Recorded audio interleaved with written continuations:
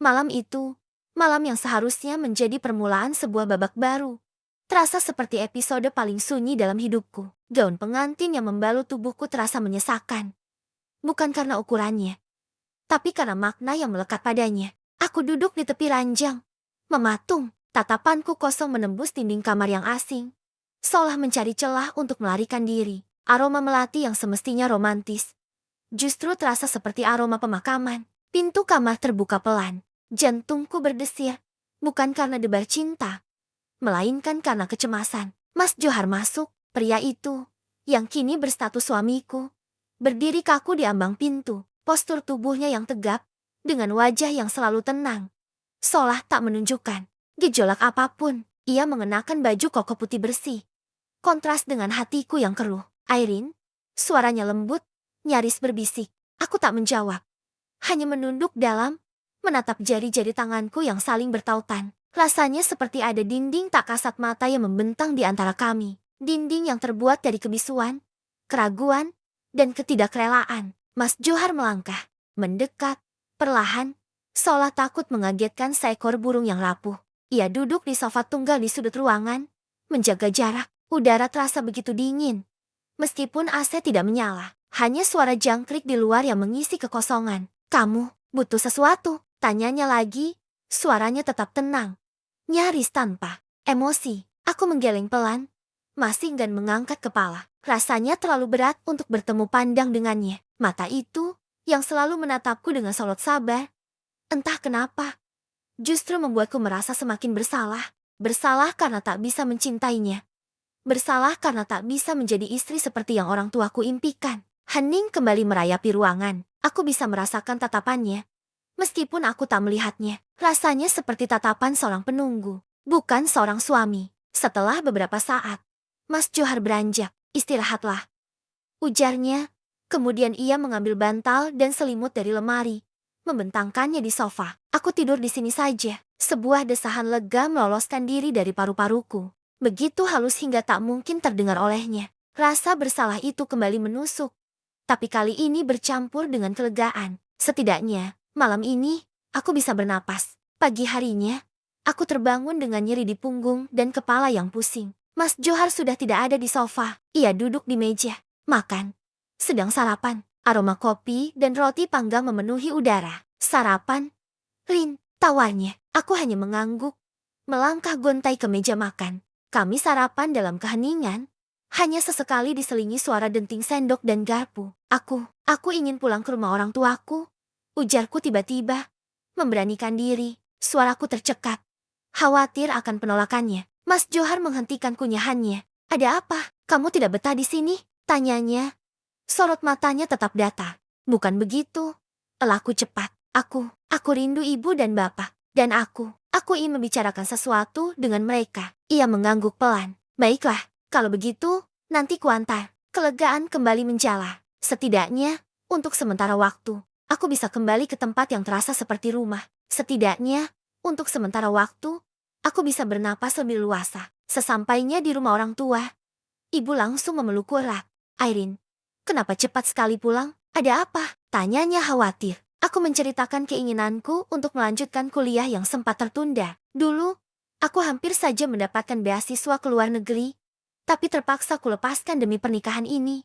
Harapan itu, yang sempat terkubur, kini kembali bersemi. Bapak menatapku dengan sorot mata bijaksana. Nak, niat baikmu ini harus kamu sampaikan juga pada Mas Johar. Dia suamimu sekarang. Nasihat bapak bagaikan beban berat yang kembali menimpaku. Aku tahu, aku harus melakukannya. Sore itu, Mas Johar datang menjemput. Di mobil, aku memberanikan diri. Mas Johar, aku memulai. Suaraku sedikit bergetar. Aku ingin melanjutkan kuliah. Ia memegang kemudi dengan kedua tangannya, fokus pada jalan di depan. Kuliah apa? Di mana? Bahasa Inggris. Mas, aku sudah diterima di universitas di luar kota. Hanya saja, waktu itu ada pernikahan kita. Ia menyelesaikan kalimatku. Baiklah, kalau itu yang kamu inginkan, aku izinkan. Aku menoleh cepat padanya, tak percaya dengan kemudahan persetujuan ini. Benarkah, Mas? Ia mengangguk, masih tanpa ekspresi. Tapi kamu harus janji, jangan lupakan kewajibanmu sebagai istri. Kewajiban sebagai istri. Kata-kata itu bergaung di telingaku. Kewajiban yang selama ini belum pernah kusentuh. Aku hanya mengangguk, pelan, berusaha menyembunyikan kelegaan luar biasa yang membanjiri diriku. Ini adalah celah. Celah kecil untuk melarikan diri dari kenyataan yang menyesakan. Aku memilih kos di luar kota, jauh dari rumah Mas Johar, tinggal bersama mahasiswi lain, berbagi cerita, berbagi tawa, membuatku merasa seperti kembali hidup.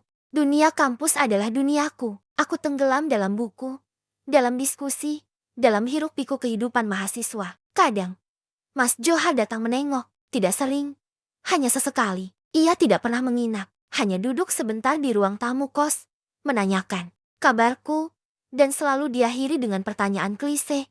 Bekalmu masih cukup? Rin, masih. Mas, jawabku selalu. Tersenyum, aku juga mengajar kursus bahasa Inggris. Sesuai dengan bidang kuliahku, Jeti. Ada tambahan, ia akan mengangguk, sorot matanya seperti biasa. Datar, entah ia percaya atau tidak. Aku tak peduli, yang penting, aku punya alasan untuk tetap mandiri, untuk tetap jauh. Aku tak ingin bergantung sepenuhnya padanya. 2 tahun berlalu begitu cepat. Gelar S1 kini sudah di tanganku. Rasa bangga meluap. Bangga atas pencapaianku sendiri, tanpa campur tangan siapa pun.